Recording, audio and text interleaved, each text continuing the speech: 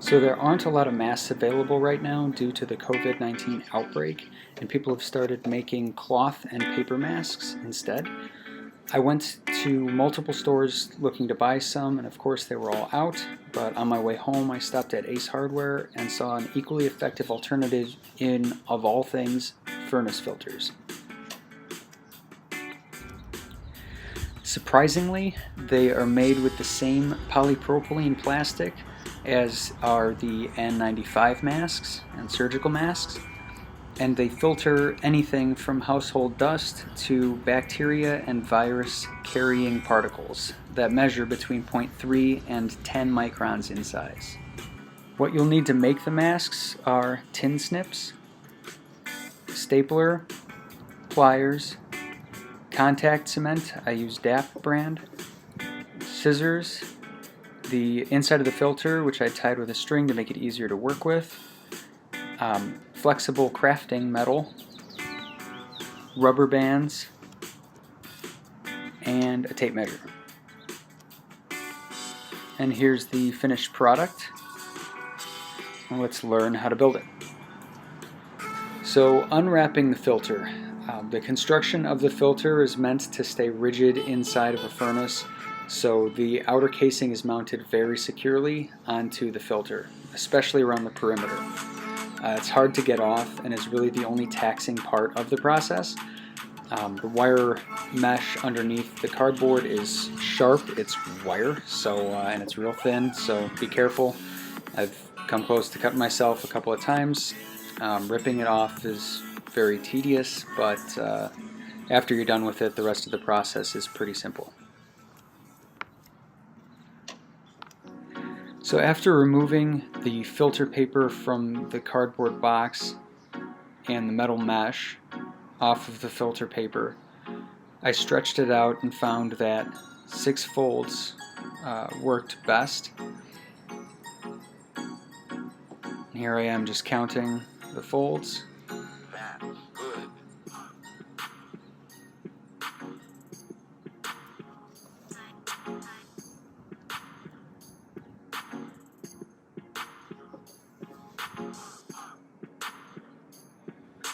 The good thing about working with so much material all together is you can really make any size you want, any size that fits your face, you know.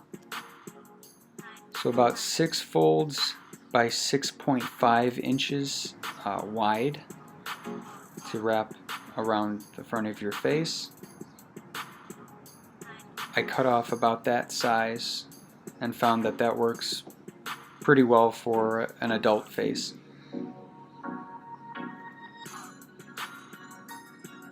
People, including myself, thought that this would be an irritant, something really itchy to the skin, like a fiberglass. You know, I was concerned that that was going to be the case and I'd have to put some cloth in between the filter and my face, but it's really not. It's made from, again, the same material as the N95 masks, so it actually doesn't irritate the skin at all.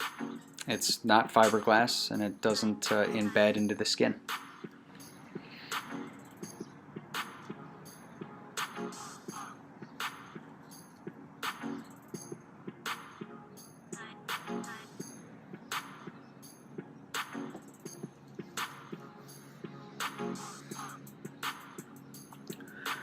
So I cut them to the size, fold in on the edges. I use the folds to help keep its shape, to make it easier to work with and to keep it in shape on your face. Another piece that's really important to have on these is the flexible metal at the top to pinch around your nose. So I found this flexible craft metal, real thin. It's coated sheet metal with 0.008 thickness by 4 inches by 10 inches. The product is actually called Create with Metal, quality metal sheets. So if you're breathing and you have one of these masks on and you can feel your breath come out the top, then you're not getting a good bond to your skin and you don't have a good barrier against what you're protecting from. So it's 10 inches long by 4 inches. I used the 4-inch end to cut 1/4-inch strips out of this. Cut 1/4-inch strips out of the 10-inch sheet. You can get 40 strips.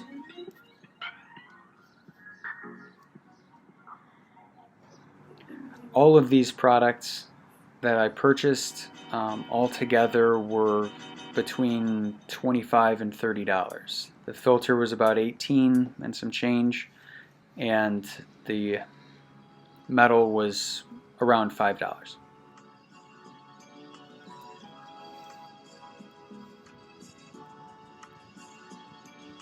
So after you get your 1/4-inch strip, make sure it's straight, make sure there's no sharp edges on it. Snipping off a little bent edge here.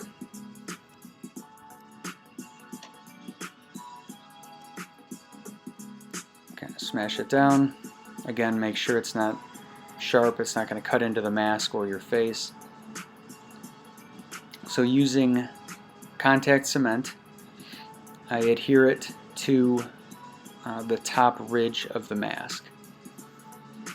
Now this contact cement does smell kind of funky for a little while. It takes about a day to really fully get that smell out of there, but once you get these made, just let them sit for overnight, and you won't have to deal with the smell the next day.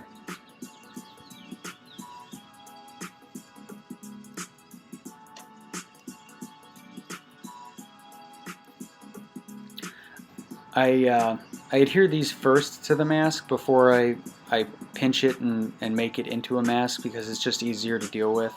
I have a flat edge as opposed to after I staple it together. It's just easier to work with. So I couldn't find jumbo rubber bands. Everyone seems to be buying up rubber bands, probably to make their own masks like I'm doing. So I actually had to cut a couple of them in half and tie them together. I got the length that you need is about in between 9 and 10 inches total for one strap, just to be comfortable, to be tight enough but not to be too tight on your face. And I'm just tying these together.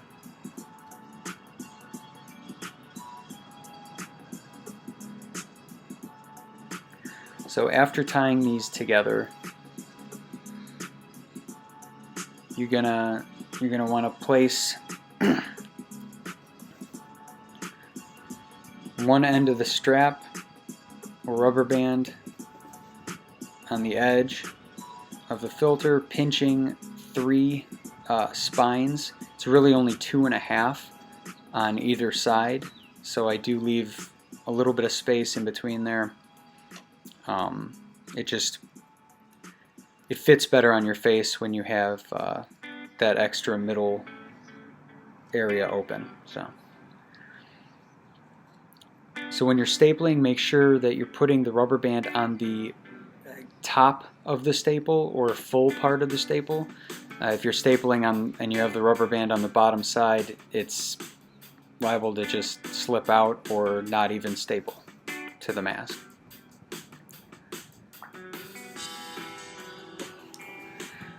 So again, I'm counting the what I'm calling the spines on this. I'm using like 2.5, counting the third spine, but leaving the second half of that out for extra space. So I staple it down. I use the lineman's pliers to really pinch down on the staple, make sure it's secure. You don't want the rubber band snapping in your face. So you do this to the top and the bottom of the mask on both sides. So I'm not a medical technician. I don't work for 3M. Just making these out of necessity for me and my family. Ideally, you would be putting these together in a sterilized environment. Again, making sure you leave that extra space there.